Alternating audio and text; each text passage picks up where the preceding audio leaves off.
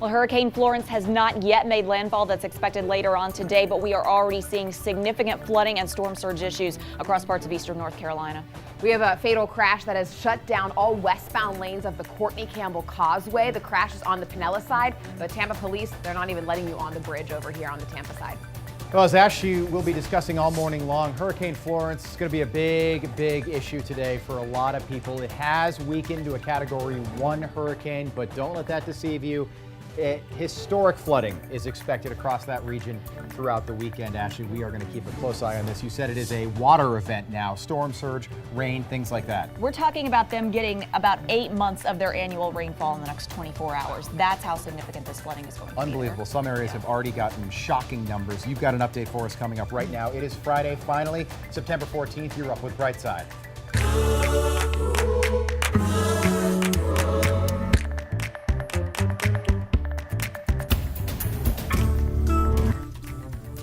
All right, here is that update on Hurricane Florence. The center of the storm is still offshore, but it is still a well-organized system. It's not looking as ragged as it has at times, and we are still seeing a lot of flooding all the way from about the Outer Banks, but especially areas just northeast of Wilmington. And there is one town, New Bern, where there are a lot of people in need of rescuing from flooding that is going on there. Let me zoom in. So the heaviest rains from this band right now moving around areas from Sneads Ferry, Surf City, almost over toward I-40 in the Wilmington area. And this is that outer eye wall.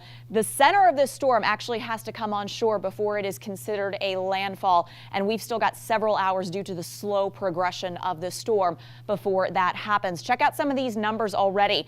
Over 8 inches of rain reported near Morehead City. We've seen bands where we're getting 8 to 9 inches. In fact, one report near Atlantic City has Atlantic Beach rather, has shown almost 22 inches of rain so far. We are by no means done with this. And even over toward Wilmington, where the heaviest rain hasn't begun yet, we've already picked up over 3 inches of rain there. So there is a look at that system. Winds at 90 miles an hour.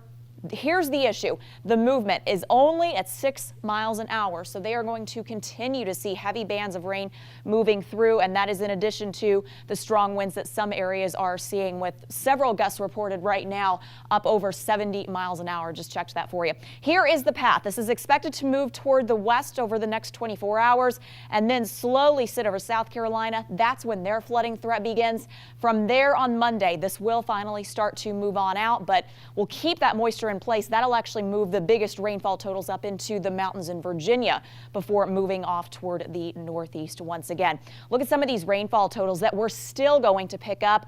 14, 15 inches of rain still in parts of North Carolina before this is all said and done. And we're looking for several areas in South Carolina to pick up 7 to 10 inches of rain from this system as well. Something we're going to continue to track, and we'll have the very latest as we head through the rest of the morning. Plus, I'll have a look at your local forecast coming up. 22 inches in Atlantic Beach. Unbelievable, Ashley. Thank you. As Hurricane Florence takes aim at the East Coast, we're starting to get some powerful images into the newsroom of just how strong this storm really is. And Brightside's Emerald Morrow has been gathering some of those images for you this morning. Emerald, we are seeing some really shocking pictures. Oh yeah, Rob, absolutely. We want to get straight to some of those visuals for you. Take a look at this storm surge that is happening in North Carolina. In the background, you can see the massive waves crashing onto the shore, and then you see this poor house taking all of the damage and the garage door ajar, allowing the water to gush inside. But take a look at this, a storm chaser knocked down right in the middle of that storm surge. He gets carried away a bit by the force, but fortunately it looks like he and his camera are okay. And then there's more storm surge in North Carolina, battering homes along the barrier islands. In other places, they've been turning the roads into rivers. And then take a look at this, the force of the storm surge, even knocking down garage walls, and high winds toppling a gas station canopy and blowing it away. Neighbors who evacuated the area say they worry whether they'll be coming back to anything at all, and thousands who stayed behind are already in the dark. Power just went out instantly. We weren't expecting it. It was way too early. We were trying to charge our things for the storm to come, and it already went out.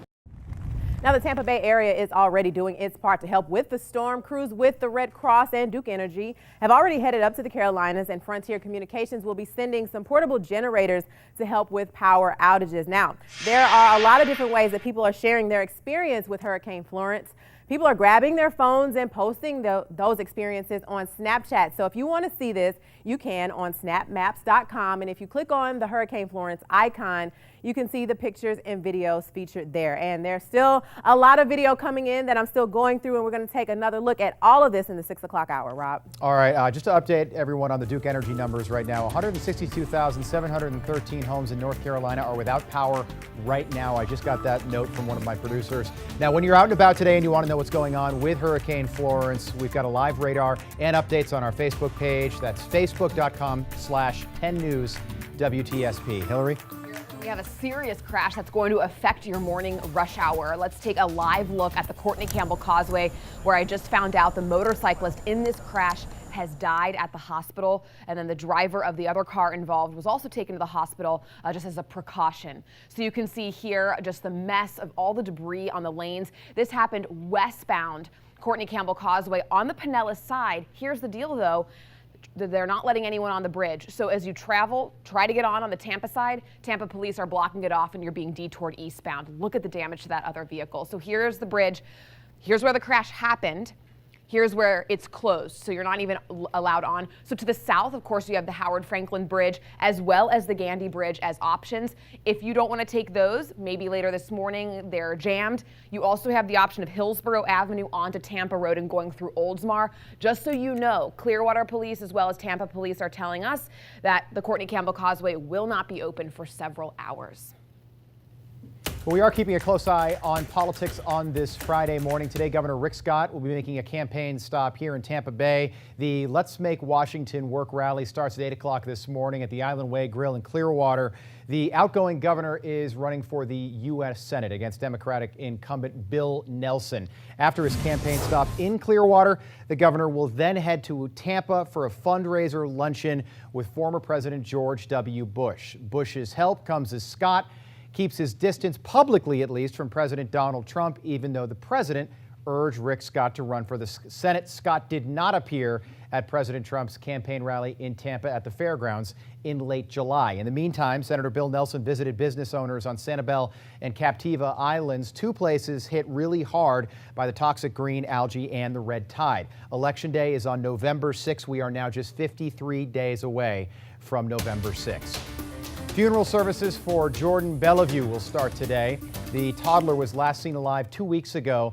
The viewing will happen today, and Jordan's funeral will be tomorrow at 10 a.m. at St. John Mission Baptist Church in Clearwater.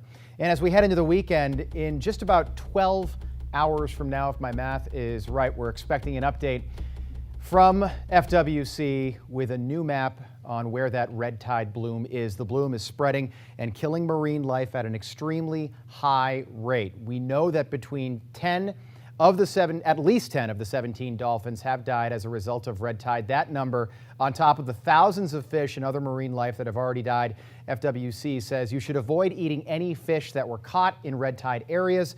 Basically areas from Collier County all the way up north to Pinellas County. FWC says the toxin can't be seen, tasted, or smelled, but it can make you very sick. It includes clams, oysters, and mussels as well, so avoid that shellfish. Once the new map does come out, we'll let you know on our free 10 News app and on our website, WTSP.com/red tide. We've got a whole section on our website dedicated to the red tide bloom. Back to Hurricane Florence now for a moment. We will be covering this storm throughout Brightside and then on a extended version of CBS this morning as it gets closer to making landfall. 10 News meteorologist Ashley Beatty will have an update in just 3 minutes. Stay with us.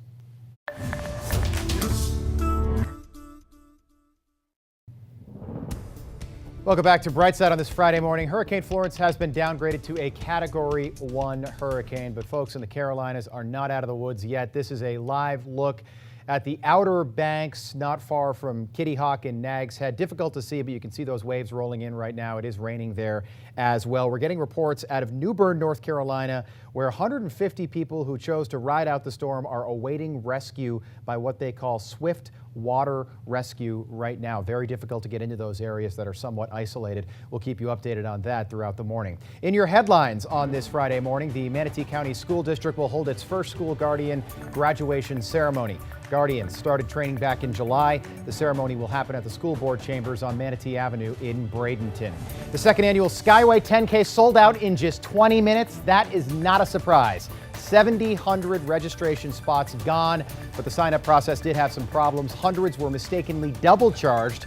The race organizer says those people will be refunded within 24 hours. The vendor behind the issue says it's making a $10,000 donation to the Armed Forces Family Foundation. And with Hurricane Florence continuing to get closer and closer to the Carolinas, a lot of people are ignoring those hurricane evacuation orders, hence why 150 people, at least right now, are in need of rescue in Newborn, North Carolina. And people are wondering, can you be penalized, maybe arrested for ignoring a mandatory evacuation? We're verifying that for you this morning so you can separate fact from fiction. There is a storm surge of misinformation flooding your Facebook feeds about Hurricane Florence, and all this week we're setting it straight.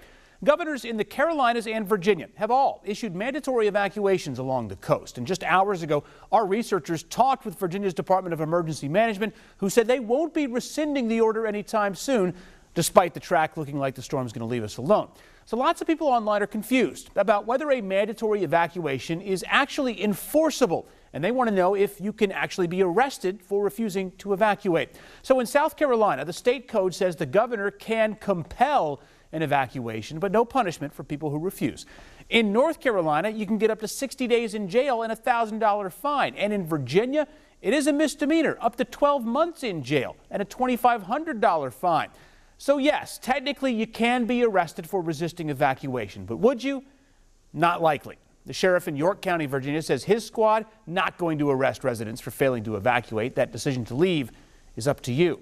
So we can verify that under state law in North Carolina and Virginia, yeah, you can be fined and imprisoned for failing to evacuate, but it is unlikely. Now, if you want to evacuate all the fake news from your social media feeds, remember our Verify team is here to help. I'm on Facebook and Twitter at AdamLongoTV. Reach out to me with your questions anytime. You can also email the team, verify@WUSA9.com.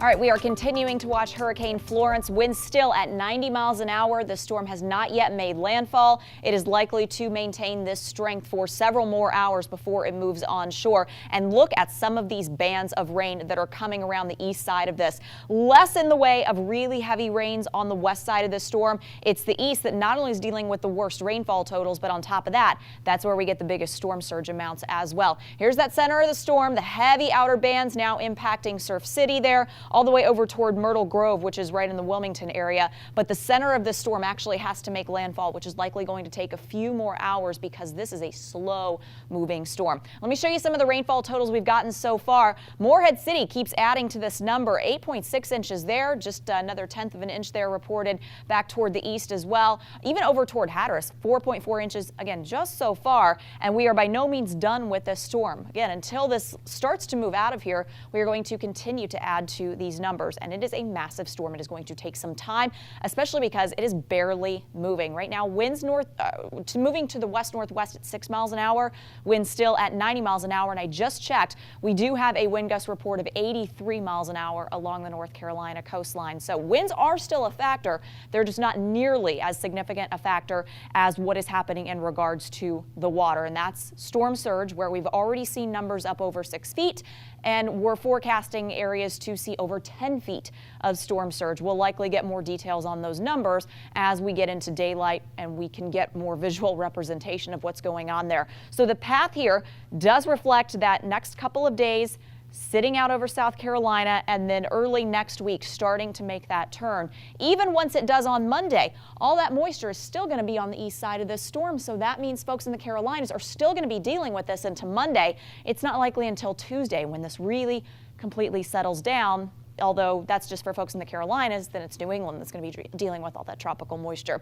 All right, so here are our rainfall totals with what additionally is coming. This is just over the next 12 hours, 3 to 5 inches across huge chunks of North Carolina. Let me expand this out to the next 24 hours. That's when we start talking 9, 10, 11 inches, maybe as much as a foot or more. And we keep adding to those totals again through Sunday evening. we're forecasting areas to pick up another 15, 16 inches of rain.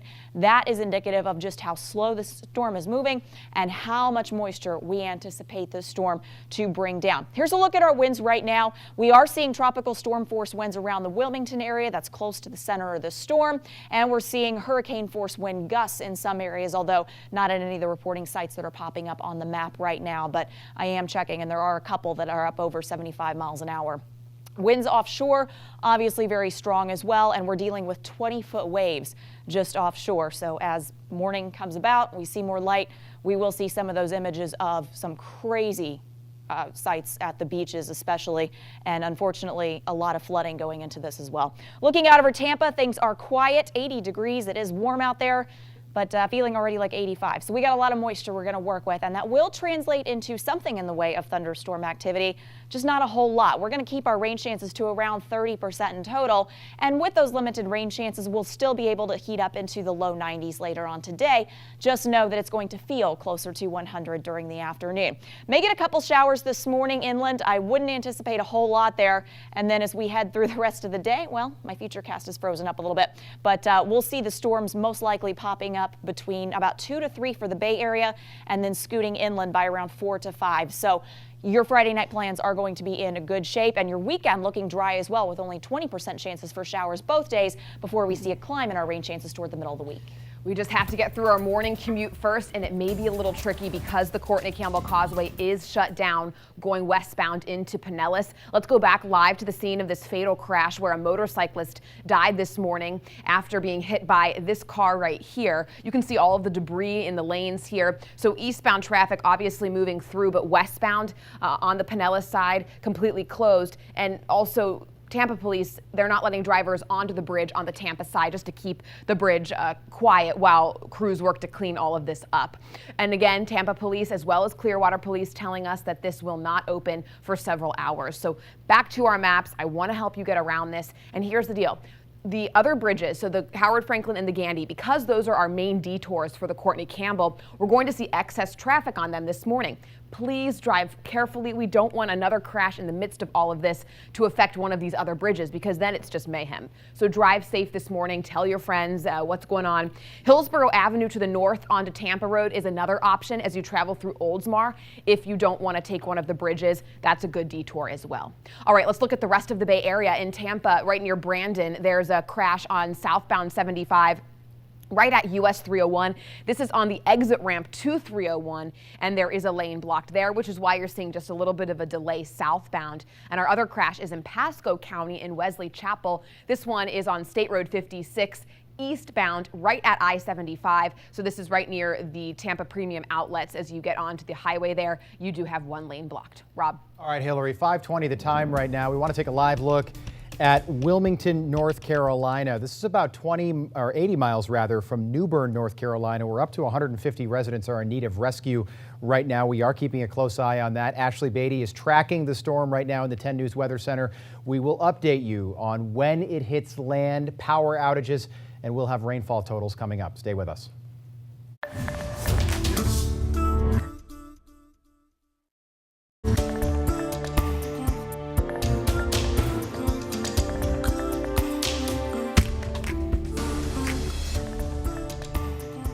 Good morning and welcome back to Brightside. We will have an update on Hurricane Florence in just a few minutes, but right now we want to talk about Hurricane Maria. That hurricane devastated Puerto Rico a year ago. President Trump says the number of people who died in that storm was completely made up. The president tweeted 3,000 people did not die in the two hurricanes that hit Puerto Rico, dismissing official death toll numbers of 2,975 victims. President Trump visited the island shortly after the storm hit. He said when he left, quote, they had anywhere from 6 to 18 deaths. He said the increase in fatalities was done by Democrats in order to make me, the president, look as bad as possible. But members of his own party, the Republican Party, say there is no reason to dispute those numbers. I toured the entire island, and it's an isolated island that lost its infrastructure and its power for a long time. You couldn't get to people for a long time on the island because roads were washed out, power was gone, and the casualties mounted for a long time. So I have no reason to dispute those numbers. Ryan talking right there. The number 3,000 is based on a study that was done by George Washington University researchers who looked at how many people were expected to die in the 6 months following Hurricane Maria had the storm not occurred compared to actual fatalities. Meantime, the president's former campaign manager, Paul Manafort, could be taking a plea deal. Manafort was convicted last month of tax and bank fraud. Next week, he's set to stand trial again on related charges. CBS News has learned his lawyers are getting close to a deal with special counsel Robert Mueller, but it's not clear if that deal would involve cooperating with the investigation into Russian meddling in the 2016 election. All right, back to Hurricane Florence right now. Hurricane Florence downgraded to a Category 1 hurricane, but this, as we've said from the start, is a rain and storm surge event. Storm surge expected to reach 10 feet in certain areas. This is a live shot from Myrtle Beach, California. You can see the sun's not up yet, but it almost looks, check that, South Carolina. It almost looks tranquil there. Trust me, it is not a beach day. We will have updates on Hurricane Florence in just a few minutes. Stay with us. Record levels of flooding still in the forecast for portions of North Carolina, and we have not even seen Hurricane Florence make landfall yet. This is an event we're going to be tracking for several days. Back at home, we have a fatal crash that has shut down the Courtney Campbell Causeway westbound going into Pinellas County. The rest of your bridges already starting to see more traffic, so I'll have travel times for you coming up. And as Ashley just said, it might be a Category 1 hurricane right now, but Hurricane Florence expected to cause massive flooding along the coast of the Carolinas as we head into the weekend. In Massachusetts, explosions and fires tearing through 70 homes in the state on Thursday, killing one person. Natural gas lines are being blamed right now, but the governor there, Charlie Baker, said it could be days or even weeks before investigators know for sure. Back to Hurricane Florence, Ashley. This obviously the big story this morning as it makes landfall over the next several hours. Atlantic Beach, not Atlantic City. Atlantic Beach right now, you said 22 inches of rain so far. Already. Wow. Yeah. Unbelievable. And we are forecasting over a foot for many areas of North Carolina. Most of the totals we're seeing that are on the higher end of things, already 8 to 10 though. So it's not just one area that's been a significant problem. We've seen a lot of issues with the storm, and we're going to continue to have those through the weekend. And you've got an update for us coming up right now. It is Friday, finally, September 14th. You're watching Brightside.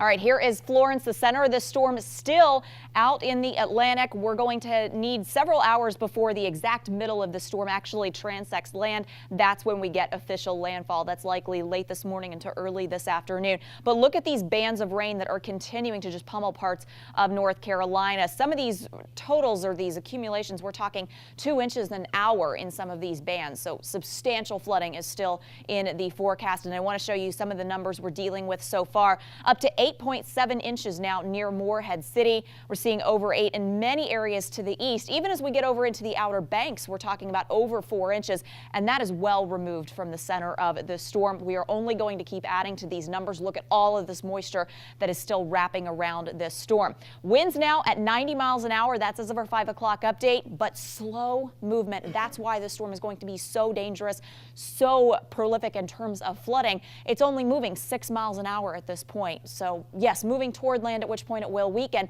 but it still carries all of that tropical moisture with it. So even as this becomes a tropical storm later on, likely tonight, we're still going to be dealing with the impacts of the flooding, even as our wind threat decreases. And the wind was definitely on the bottom tier in terms of our concerns with this system. Inland flooding, storm surge, then winds, but we are seeing some problems with that as well, especially in regards to power outages. I want to show you some of these totals. This is just over the next 12 hours. Anywhere you see these shades of orange, that's where we get up over 5 inches of rain. We're forecasting a lot of areas to see at least another 3 to 4. We expand this out to 24 hours. Look at this, nearly 10 inches of additional rainfall in Wilmington. We start seeing activity picking up in Myrtle Beach. That as that spreads toward the west, we start picking up anywhere from 15 to 16 inches of additional rainfall with this storm. So it is one we are keeping a close eye on. And winds with this, again, not the biggest issue that we've seen, but Wilmington right now seeing 70-mile-an-hour wind gusts. That's not rare. We're seeing up to 80 in some spots in North Carolina from this storm that we'll continue to track, and we'll have more on throughout the course of the morning. A reminder that it is hurricane season, and when we're in the middle of a storm, you can always listen to our 10 weather storm coverage on our radio partners, the Dove 105.5, the Eagle 107.3, Hitland 106.9 in Sarasota, and Magic 94.9. Well, Hurricane Florence has weakened to a Category 1 as it slowly makes its way to the Carolina coast. Again, Ashley just said moving at only 6 miles an hour, but life-threatening storm surge has already started and is expected to cause problems over the weekend, over the next several days. 10 News reporter Bo Zimmer is joining us live from Kinston, North Carolina, about 696 miles away from where we are right here in St. Petersburg, where with first responders from the Bay Area. Bo, good morning. Hey there, good morning, Rob. And yes, it is extremely windy this morning. The conditions started to deteriorate right around 9, 10 o'clock last night. And so we've been in this for a number of hours now. However, I'm not sure that we've seen the worst of this storm yet. And this type of weather that we're seeing right now will continue throughout the next number of hours, most of the day today, in fact. We are here in Kinston, as you said, and right across town, we have our first responders. They're staying, they spent the night at the local regional airport where they hunkered down for the night in the safety of a large airport hangar or large warehouse area. They are about maybe 500 strong over there, local first responders from around the country. Our local guys are from Pasco, Hillsborough, and Temple Terrace. They're working alongside some federal agents, folks from the Department of Homeland Security. They're all together over there spending the night, and then when the winds die down enough, they will actually be heading out on the streets. We had a chance to talk with one of the young firefighters from our area before he headed out about what things were going to be like overnight. Here's what he had to say. Well, now it's getting anxious. Now we're here ready to work, but we're told we got to wait. So the waiting and wandering and then getting ready to go and being ready at any moment now when the storm gives us an opportunity to get to work. And so they're just waiting to get the all clear on when the winds die down enough for when they can drive their ambulances out into the storm and start responding to 911 calls all across the state. We think our local guys are going to be heading out towards the coast to some of the hardest hit areas. We're going to be following along with them. I can tell you the wind gusts that we have here in this area right now are around 64. They need that wind to drop down likely closer to 50 miles an hour before they're going to be able to get out and start responding to some of those calls. Rob? All right, Bo, thank you so much. Stay safe there. We want everybody to return back to the Bay Area safely. Thank you for that report. Hurricane Florence is one of just 4 storms churning in the Atlantic Ocean and the tropics right now, if you can believe it. And to stay up to date on all of those major storms, you can download our free 10 News app. Hillary, I just looked it up. Bo is 36 miles from New Bern, North Carolina, where 150 plus people are in need of water rescue right now. Oh my goodness. It's a really scary situation. All right, 5:35 is the time. Back here at home, we have a serious crash on the Courtney Campbell Causeway. A motorcyclist died this morning after being hit by a car. So all westbound lanes are shut down. And I want to make sure that you realize that you're going to have to take the Howard Franklin or the Gandy. Don't even try to go to the Courtney Campbell because Tampa police have it blocked off on the Tampa side, even though the crash happened towards the Pinellas side. So the Howard Franklin is taking you 6 minutes right now, a great travel time. And then the Gandy is taking you 5 minutes to cross with just a slight delay through the Selman Extension construction zone on the Tampa side, but don't worry about that. Now, the Courtney Campbell Causeway is expected to be closed through rush hour, which means these bridges are going to get a lot heavier. So it's something that I'll be on top of. I'll let you know if maybe there's a better option. You always have Tampa Road to the north as well. And I can't forget about Sunshine Skyway Bridge drivers. There's nothing going on here. Just wanted to throw you a drive time. 16 minutes between 75 and Ellington north to Pinellas Point Drive. Rob. All right, Hillary, thank you. At least one person is dead and about a dozen others were injured after a gas leak just north of Boston caused dozens of homes to burst into flames suddenly. 8,000 homes in 3 separate towns had to be evacuated. Authorities are blaming the fire on an overpressurized gas line. Crews scrambled to battle the fires all night long, which would hit one home and then jump to another home several blocks away. Just heard like a massive explosion. It just shook the house. So at that point, we got out of the house. Well, entire neighborhoods were evacuated with fears that any house could be the next to go up in flames. Crews worked to fix the gas lines so people could return to their homes. Right now, the focus is every house, go in there, shut the gas off, make it safe so people can back in their house as soon as possible. If you're familiar with Massachusetts, this is Andover and Lawrence, Massachusetts in particular. Power has been shut down, leaving thousands in the dark. The FBI is investigating, along with state police and local authorities. At least 1,800 residents in one town are being told not to return to their homes as of right now. And a sad story out of Detroit, Michigan. A 16-year-old girl was stabbed twice in the chest with a steak knife during class Wednesday morning. They say the dispute might have involved a boy and may have led one girl to stab another girl to death. Students in the class say there was no heated exchange, no argument before this all happened. That's somebody's child, and I couldn't imagine what that parent's going through right now.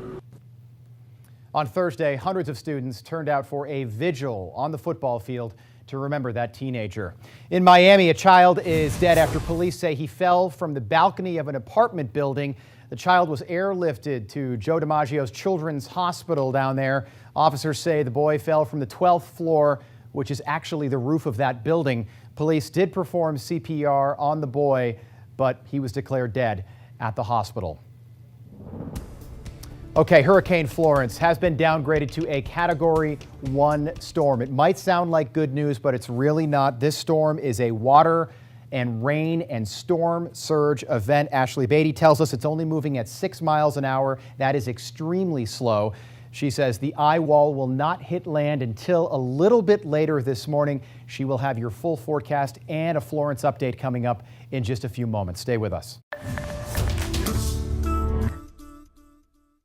Good morning and welcome back to Brightside. We'll have an update on Hurricane Florence for you in just a few moments. This week marked a year since Hurricane Irma hit the state of Florida. It also marks a year since 14 people died from a hot nursing home in South Florida. The home had been without power after Hurricane Irma hit and had no running air conditioning in the hot summer temperatures. Carrie Codd spoke to one family who's still looking for answers. It's already a year, but we think that it was only yesterday that happened. Margarita Navarro and her brother Pedro Franco continue to mourn the deaths of their parents, Miguel and Cecilia Franco. Miguel died last September 13th after Hurricane Irma knocked out power to the air conditioning at the Rehabilitation Center at Hollywood Hills. Cecilia died a few weeks later.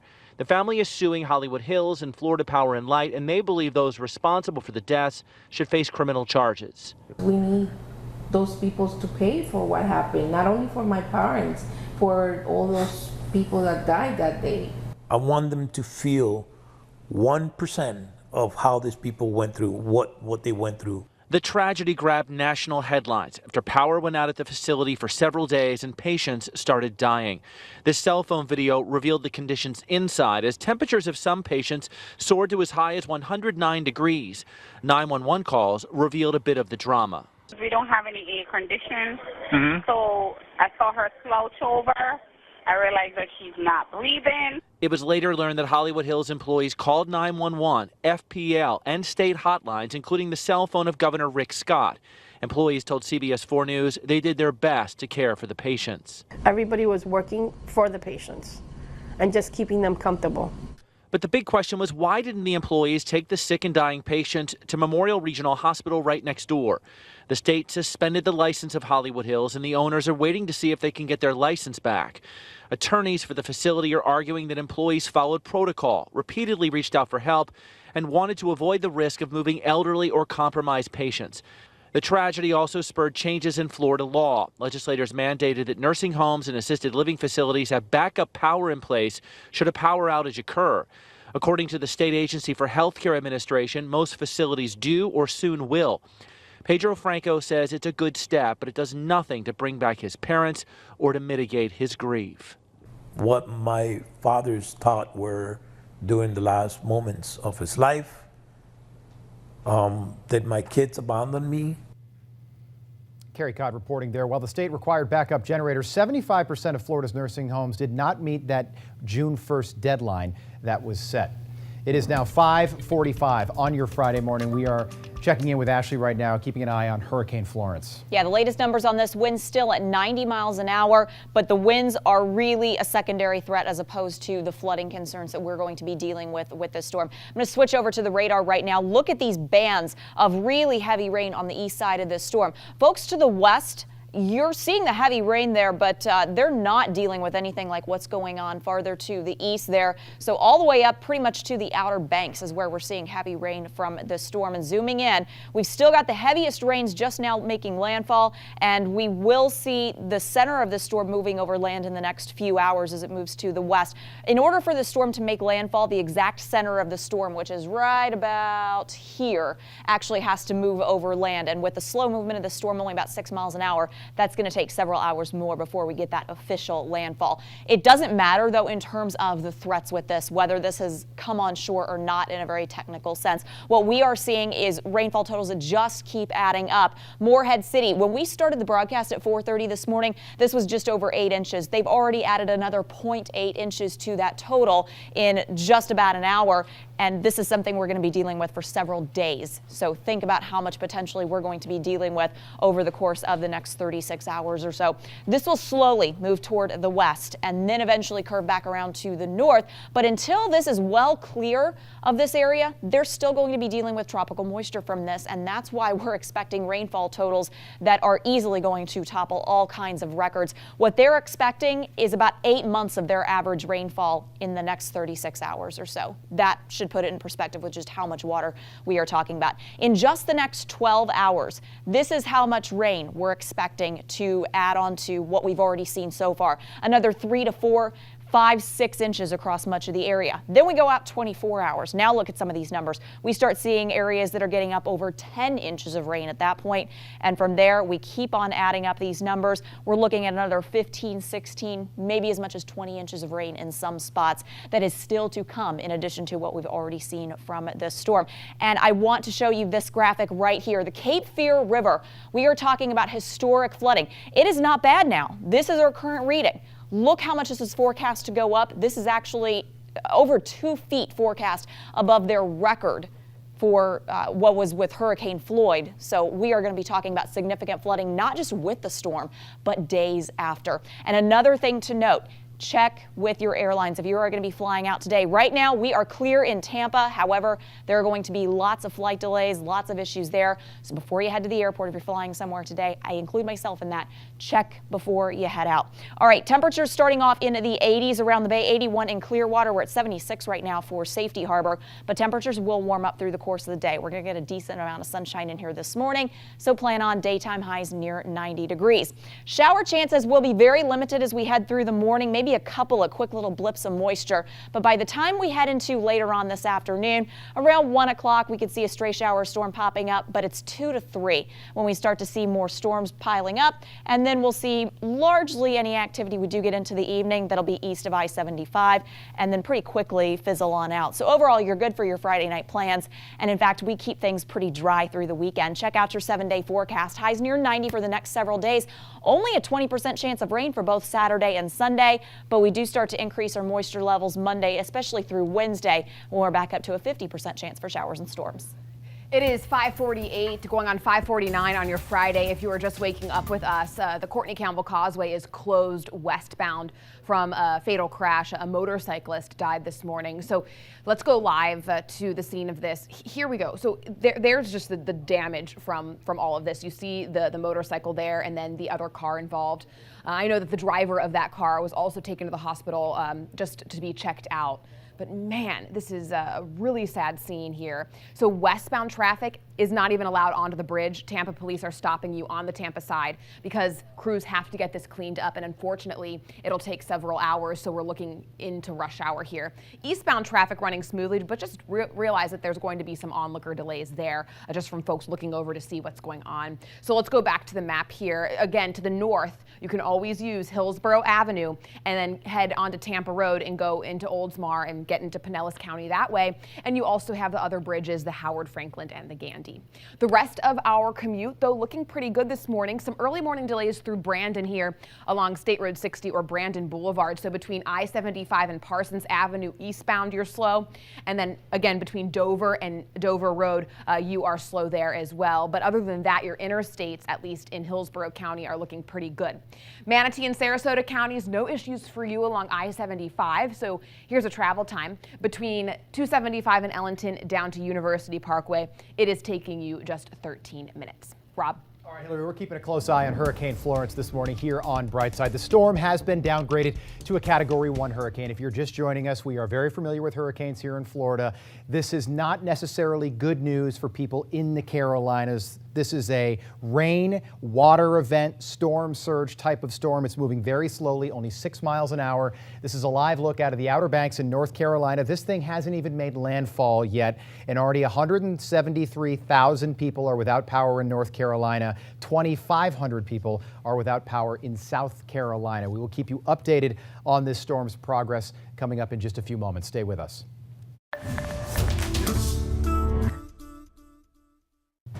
Good morning and thanks for being with us here on Brightside. Happy Friday morning. We'll get you an update on Hurricane Florence in just a moment, but making headlines this morning, Facebook is now promising to expand their fact-checking program as they look for misinformation. The social media giant says that they have hired 27 third-party fact-checkers analyzing news articles, and now they'll also be able to look for fake photos and fake videos. Content found to be untrue or misleading will be labeled so by Facebook. SpaceX says it has signed their first private passenger to fly into outer space and go around the moon. Who is this person? I don't know. But in a tweet last night, Elon Musk's company said it's an important step toward enabling access for everyday people who dream of traveling to space. SpaceX will announce who that person is on Monday. Very curious. And Volkswagen is ending production of the iconic Beetle next summer. The German company started making the car in 1938 during the era of Nazi Germany. It was later adopted by hippies in the U.S. The Beetle had a resurgence with a more modern look in 1998, but sales have slowed recently as consumers move toward those SUVs. The company's CEO did not rule out bringing the Beetle back in the future. And we are getting closer to the 6 o'clock hour right now, but I'll tell you what, as we move closer to 6 o'clock, we're talking about a hurricane that's only moving at 6 miles an hour. This is really slow in the Slow grand and sense dumping of rain. hurricanes. And unfortunately, it's sitting right offshore, so you're getting some of the heaviest wind right now, along with some of the heaviest rains that are going to sit there for several hours more. So we've already seen several reports of 8+ inches of rain. We're looking at some areas that have picked up over 22 so far, and we're going to be adding probably another 15 to 18 inches for many locations before this is all said and done. Atlantic Beach right now, and this has not made landfall yet. Ashley's the expert, not me, but Atlantic Beach, you said, has already gotten 22 inches of rain. 22 inches of rain so far. Shocking numbers. And I think people, wake up, they roll out of bed, they turn on Brightside, and they say, all right, it's a Category 1, they dodged a bullet. Not the case. No, not the case at all. Flooding has always been the big concern with this, and the category is only based on winds. They're basing it on nothing else. So you could have strong winds in a quick-moving storm. It's not going to do much. This is a flooding event. This will continue to be a flood event. All right, so we're keeping an eye on all the folks in the Carolinas and Georgia as well. More Brightside's going to continue in just a few moments. Right now, Duke Energy says more than 173,000 people are without power in North Carolina, and the storm is yet to make landfall. Ashley will have an update coming up in 3 minutes.